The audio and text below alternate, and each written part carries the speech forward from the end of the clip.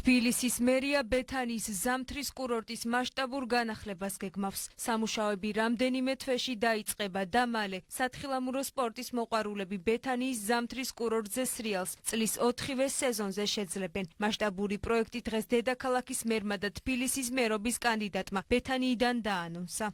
გაკეთდება ხელოვნური საფარი, თავისი სარწყავის სისტემით, რაც კიდევ უფრო მეტ შესაძლებლობას გვაძლევს, რომ ზოგადად ზამთრის პერიოდში უფრო დიდი ხნის განმავლობაში თოვლის პირობებში იყოს შესაძლებელი სრიალი ინფრასტრუქტურა ყველანაირად კეთილმოწყობილი იქნება. აქ მალე 500 მეტრიანი სასრიალო ტრასა იქნება. სამუშაოების პირველი ეტაპი მის გაგანიერებას, სანიაღვრე და სადრენაჟე სისტემების მოწყობას დაეთმობა. ტერიტორიაზე დამონტაჟდება თანამედროვე საბაგირო და ხელოვნური გათოვლიანების სისტემაც. დამწყები მოთხილამურეებისთვის კი მოძრავი ხალით ჩამოეწყობა.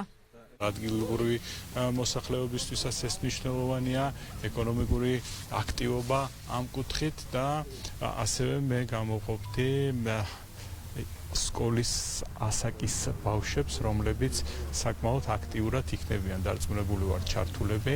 სათხილამურო ინფრასტრუქტურის მიმდებარედ გაიხსნება კაფე-ბარები და რესტორნებიც, სადაც ადგილობრივები დასაქმდებიან. პროექტის მიზანი ზამთრის სპორტის პოპულარიზაცია და თბილისთან ახლოს ახალი დასასვენებელი ინფრასტრუქტურის შექმნა, რაც ტურისტულ ნაკადს და ეკონომიკას მნიშვნელოვნად გაზრდის. ბევრ ქალაქებს, დედაქალაქებს არა აქვს ფუფუნება, რომ ესე ახლოს კონდეს ამ ხელა პოტენციალის მქონე სასრიალო ტრასები, განვითარების არეალი. საკმაოდ ნორმალური არის, რომ ქალაქს მოემსახუროს.